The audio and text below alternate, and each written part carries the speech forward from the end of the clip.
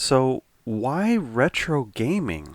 This is a question I've been asked quite a bit over the few years that I've been collecting and playing retro games. So, you know, that's a great question, and I'd like to kind of dive into that today a little bit and check out why I like retro games. Stay tuned.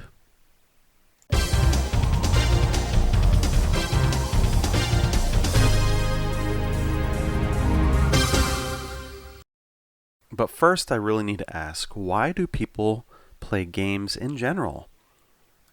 That's a great way, I think, to start this conversation.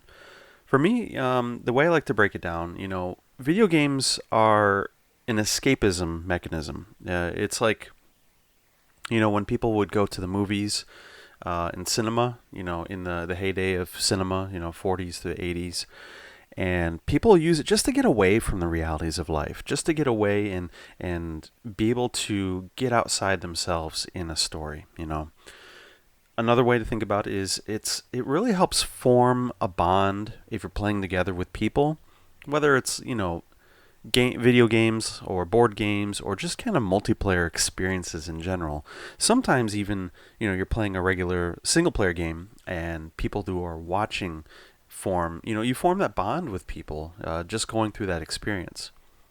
Another way to think about gaming in general and why people do it, it's a form of stress relief. It kind of ties back to the escapism part, but it's a really good way for relieving stress and getting away, disconnecting from either work or issues that you're having in your life. So that is another reason. And honestly, at the end of the day, it's because it's enjoyable.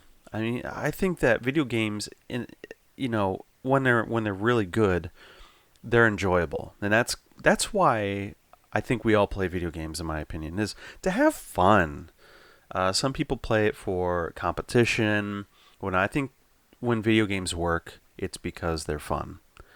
But that also sparks a side conversation around game difficulty and accessibility, allowing people to enjoy games no matter how they enjoy them and what their abilities are. So I'm not going to dive in that today, but for me, and getting enjoyability out of it is absolutely crucial.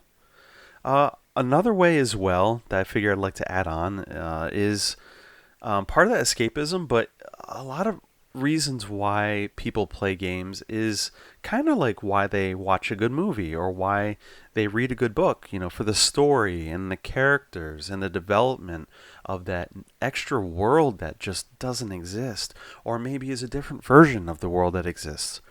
Even simple games from years ago like Pitfall, Adventure, early RPGs, you name it. They provide a world to imagine and flesh out in your mind. So that really kind of begs the question, though, as we're looking at games in general, why do people play older games versus newer games? And a lot of this I'm going to be talking about in respect to my own opinion, of course, because it's my own frame of reference. I know everybody has their own reasons why, but if you really think about older games versus newer games, every game that has ever come out has been a game that was just released, right? And new at one time or another. So, let's consider a hypothetical right here. A game that just came out today, right? Ask yourself, if you really enjoyed it, would you ever want to come back and play it again down the road? Most likely the answer is yes. And the next thing you know, that game that was just released today is now considered old, outdated, and retro by comparison to newer games that come out in that newer time frame. Would that really prevent you from wanting to play it again? Again, it's a hypothetical. If you really think about it, for me, that's kind of the stem of why I like retro games, is because that game was new to me and I really enjoyed it and I want to come back and play it. That's probably the most basic version of why I like retro games. But diving into, you're looking at older games versus newer games, and some people who don't understand or they're newer to gaming, they're like, well, the graphics, they're terrible. They're really garbage, and the newer games, 4K, HDR, the newer games with much more modern graphics look better. Well, in relation to console games, for me, with simple graphics, a lot of the older games, they came in obviously in boxes. A lot, you didn't have digital game downloads now, so you picked up that game box and you have the cover art. And I kind of think that the cover art really did help, at least for me, kind of gave me a platform for my imagination to run away with. So even if you were playing a game like an Atari game, right? You take a look at the cover art and you start playing the game and you kind of imagine yourself playing that game in the scope of that cover art. You imagine a whole world. I remember as a kid spinning wild tales in my mind and forming a vivid mental picture of games in my mind's eye based just on the cover art and the gameplay combined. Simple graphics lent the way for my imagination just to run with it and for the pure gameplay to be the focus of the experience. Which in some ways is great, because if the game was no fun, then you didn't really have long to wait to find out if you enjoyed it or not. It was either good or bad, right? Again, going back to newer games that were just released versus older games, those games at that time when I was younger, the Atari games and, Nintendo and Sega Master System, those games were the newest and latest and greatest. So that's all you really had to go on. You didn't really know of anything else beyond that. So part of it is just not knowing what the possibilities of a game, an interactive experience was like outside of that. So you really had what you had and your mind really went with it. Now, that was with console games. PC games were kind of similar in my experience, but also, I would say for PC games, when I was younger, the amount of choice and the ability to easily discover fun games was a little bit more widely available to me, because we had some local computer swaps and computer shows that happened almost every weekend, and there was a lot of places that you can go and get shareware, either through these computer swaps or through mail order companies that had specifically the ability to buy multiple shareware copies of games, so you could get a taste of what you liked. And it was accessible for pretty much everybody, and actually it made it so that if you were really inclined, you could actually make your own games and distribute it a lot easier as well. Well, versus console games at the time.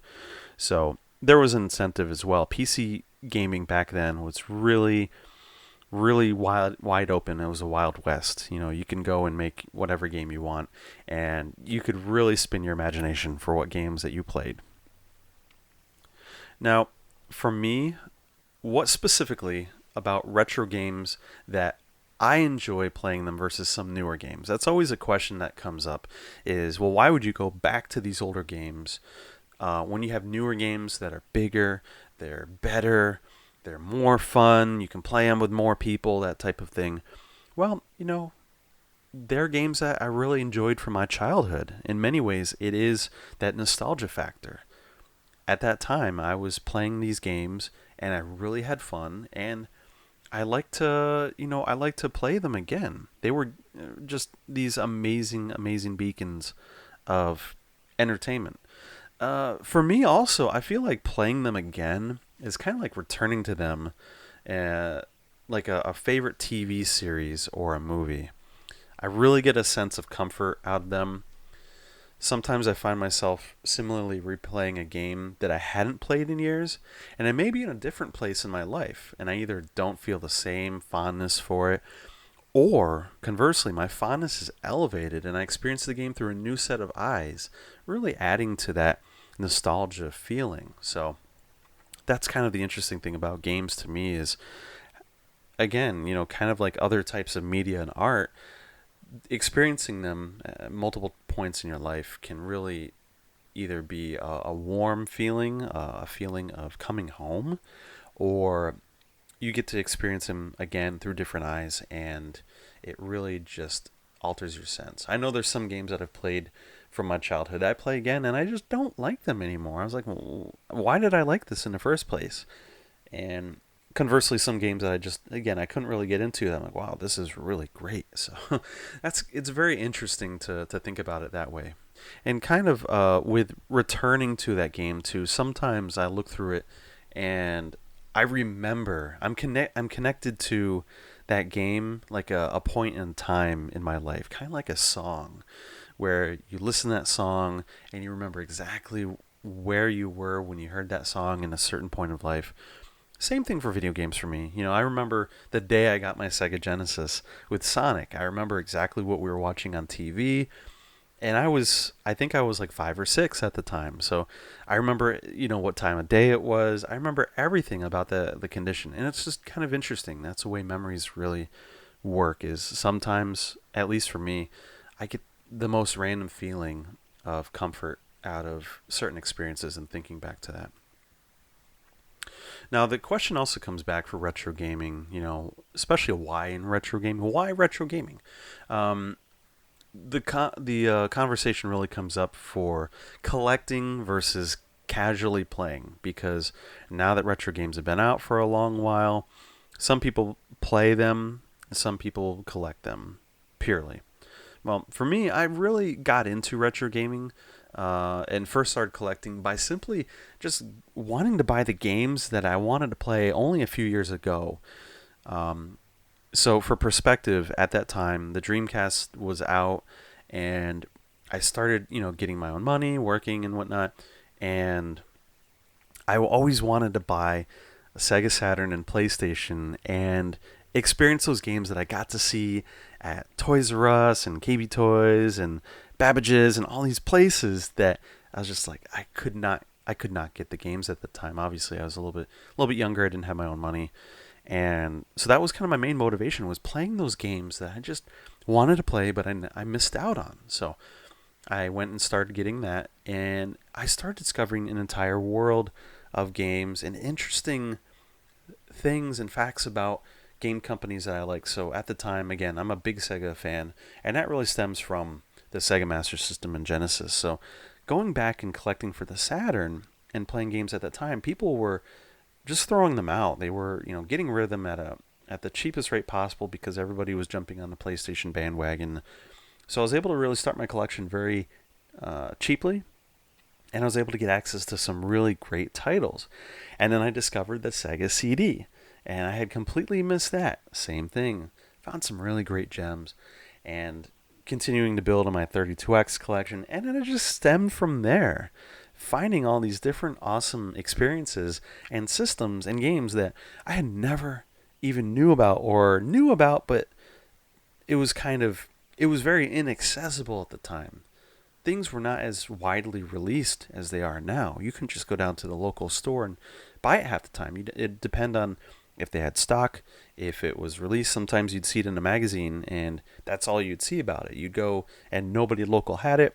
If you were smart enough or you had connections, you could probably get it mail order or through other telephone companies or other, retro game companies that were advertised in retro game magazines. But that being said, a lot of times you had to depend on the local distributors, local game stores, and sometimes you just missed out. So, yeah, for me, that was kind of the main motivation, was to pick up the games that I really wanted to play. And I think that has kind of continued to go on till today. There's, games that I have a lot more access to on newer consoles. I do think that collecting retro games a little bit harder to do, a little bit more inaccessible for original games. But if you really wanted to play the games, there's a lot more ways to play them now through emulators or Raspberry Pi or Mister or all these other different solutions. So I feel like it's kind of two sides of the coin. If you wanted to play original games, original hardware, harder to do. It's harder to do, more expensive, but you can still. It's never a better time to get into retro gaming and play those games. If that's your motivation, play the games that you really wanted to check out or you missed out on. For me, that's really what I got into it for. But in conclusion, I would say retro games really has its appeal to many people. And From those who experienced them like me when they were brand new, to people who are exploring games of the past, and maybe it was the distant past. Maybe they're really getting into games. Maybe you're younger and you're wondering what this Sonic thing is, or what this, this Mario thing is. What is this old disc-based system that is really outdated, And you really want to find out where the current gen systems came from, where the technology came from. I feel like there's a lot of great ways that people are experiencing games and why people are getting into retro games. I personally don't think if you prefer one generation of games over another that you are more or less a gamer or entitled to your opinion. In the end, it's all about what makes you happy and what brings you enjoyment. That, for me, is the ultimate answer for what kind of games you like, what kind of games you play, what kind of games you collect, if you collect at all. And for me, in conclusion, again, retro games, I play it a lot of times because it gives me that escapism. It gives me that warm feeling of different times in my life that I really enjoyed. And it also really brings me back to a time where gaming was a little bit different. It was a little bit more simple, and not as many people were gaming. I'm not saying that was a pro or con. Not as many people were into games. It was still considered like a toy, kid's toy. In a lot of ways it is now too, but I feel like gaming today is a lot more accessible, and I celebrate modern games. As a retro gamer, I am absolutely thrilled of a lot of the modern games, a lot of ways that people can play games, whether it's with multiplayer or digital download or whatever. I feel like gaming is more accessible than ever, and there's entire industries being spawned by gaming, whether it's game development, esports. You're getting kids with scholarships going to school now for video games, something that I could not have imagined back when I was really at that point in my life as well. So I think this is the best time, even though there's a lot of bad practices, a lot of bad things going on in the game industry. I feel like this is the best time for people who want to enjoy games, regardless if they're retro, if they're new and soon to be retro down the line. There's never been a better time. So thank you again. And yeah, go ahead and tell me in the comments why you like retro games, or conversely, why you don't like retro games. Do you prefer them over modern games? Go ahead and let me know what your opinion is on why retro games. Why do you play them? Why do you enjoy them? Why do you not enjoy them? I feel like it's an interesting conversation, especially as newer generations are starting to become aware of retro games and what people like me had experienced back when we were kids, back when we were their age. So thank you again for jumping on this video. Leave a comment, and I will see you on the next video. Game on!